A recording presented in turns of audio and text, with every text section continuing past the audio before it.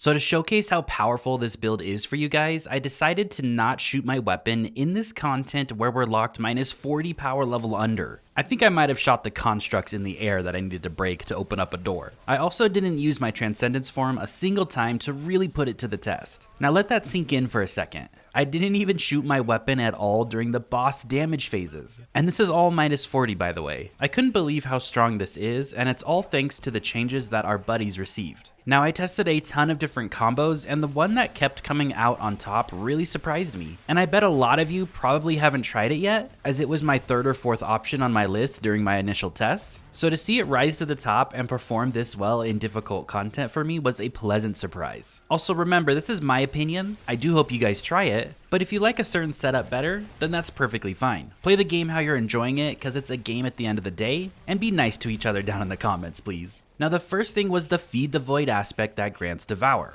Do we need it? Well, in all the gameplay you're watching at minus 40 power level, we did not have it on. Normally I would never suggest taking off Devour, but we've come full circle here. As you can see, I stayed topped off with my health, and that was all thanks to Facet of Mending. This is a fragment choice we're gonna take, and Grenade Final Blows cure you. This is our main source of healing now, and when I was first testing the build out, I did have Devour on, but I figured there was no way it was gonna work this smooth in harder content without it, but it actually did, and it really surprised me. The next thing we needed to test was our other aspect, which was the Stasis Turret. I tested this out again. It was not bad, but I was killing things way too quickly to take advantage of it very often. So I opted to go the route of way more damage for the build, and to help cycle abilities back quicker, and that's the new Weaver's Call aspect and the changes that it received. When you activate your class ability, you spawn those 3 threadlings, and you deploy any perch threadlings that you have made. Now dealing damage and defeating targets generates perch threadlings. This is any damage source. As you can see, I'm not shooting my weapon. There will be a lot of times in the gameplay where you see those 8 threadlings go out when I use my Phoenix Dive. That is because my Arc Soul and my Hellion combined is generating those perch threadlings for me. So you get 5 perch threadlings, and you also get the 3 that come out from Phoenix Dive, so a total of 8. And remember, these got their damage buffed a couple updates ago, so they feel much better now, even off of Strand. So of course we do take Phoenix Dive as our class ability, and we're gonna get that back really quickly. Another thing that Weaver's Call does not say is threadling damage gives you class ability energy back. So in a lot of the gameplay, when you see me cast my Phoenix Dive and all those threadlings goes out and hit an enemy, you'll get over half of your Phoenix Dive back instantly. That's thanks to the damage of those threadlings. We're going to further enhance the build to make sure we have that Phoenix Dive coming back very often. Our Arc Soul is actually giving us grenade energy back thanks to our exotic, and it's giving us our class ability back thanks to some mods we have that do work with the build. So Hellion is your second aspect as well, as you guys have seen in the gameplay. So Weaver's Call and Hellion is the choice I ended up with after doing all my testing, and it really worked out. Make sure you take Storm Grenade as well. This plays into the exotic we're going to be using. Now let's talk about stats really quickly. You want to push that grenade up as high as possible. The stats you're seeing on the screen are with my font mods active. So I almost had 200 grenade. This scales our Arc Soul damage. It scales our Hellion damage as well. That's how we can sit back and let it take out these high health targets. Then you add that burst of damage with those 8 threadlings on any tankier enemies, and they just go down pretty quickly for not shooting your dang weapon. The next stat I do want you to hit is close to 100 class ability. It's just going to allow us to get that Phoenix Dive back quicker. Everything we do that's activating a mod or generating our class ability scales the higher this class ability is up to 100.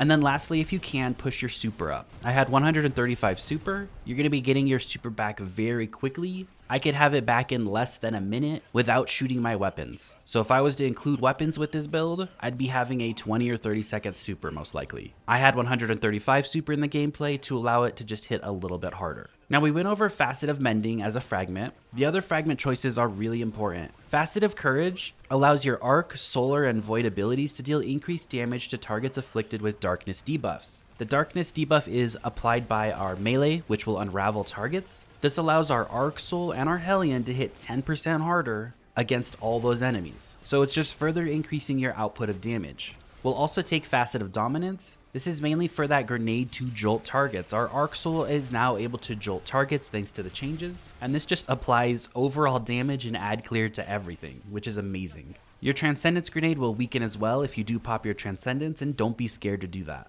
Next, we'll take Facet of Protection. This is just more damage reduction when we're surrounded, just an extra layer of survivability. Now the last fragment choice is up to you. I was going to choose Facet of Bravery with this build. That means all those grenade kills that we're getting will proc volatile rounds to the void weapon. And I was planning on using Slayer's Fang with the build, because I think it's a great exotic, it's really fun, but it also has Repulsor Brace. So if I got a kill with that, I would be guaranteeing myself Void Overshields on top of everything else you're seeing in the gameplay. So I already couldn't die in -40 content. So just imagine if I was adding the Slayer's Fang weapon and providing myself with free Void Overshields basically 24/7, because you would always have those volatile rounds procced on your weapon because your Arc Soul or Hellion is definitely getting a kill for you. Now our exotic armor piece is Getaway Artist. You probably already know that.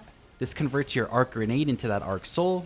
It makes you amplified, so you get an extra layer of damage reduction, which is another 15% on top of everything else we had going on. And if you didn't know, Arc Soul grants 5% grenade energy once per burst, if it damages an enemy. This does not work if you have Devour active. So if you do choose to use Devour, luckily enough you're getting grenade energy from Devour and healing, but if you're not, you're still guaranteed to have this Arc Soul back within 20 seconds, and it lasts 20 seconds out on the field. Thanks to that damage it's doing, every burst is giving you 5%, you'll have that grenade back before it runs out. Now let's talk about the mods, because they are important, especially on your gauntlets. On the helmet, we'll take an Ashes to Assets. This is more super energy on all those Arc Soul or Hellion kills that we're getting. And then we'll also take a super font here to push our super up another 20 points. On the gauntlets, a really important one here is Bolstering Detonation. Grants class ability energy when you cause damage with a grenade. This does work with Arc Soul. I tested this multiple times and I could see that nice like 12% jump in my class ability when this is off cooldown. It does have a 7-second cooldown,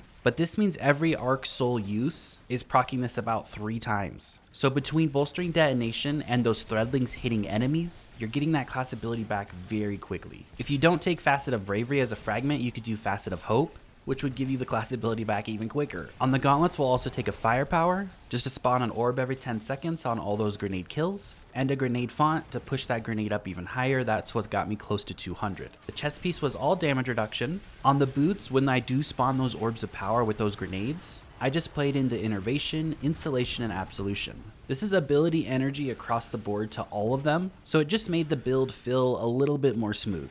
You could totally take these off, put weapon fonts in here, or do something else if you really wanted to, if you are shooting your weapon. That's completely up to you. For the class item, I chose a class font. This got me to the 100 class ability stat, which I really wanted. I also used a distribution. I get ability energy to all 3 of my abilities when I pop that class ability near targets. And then a powerful attraction to pick up an orb that was kind of close to me when I do use that Phoenix Dive. I really hope you guys give this version of the buddy build a try.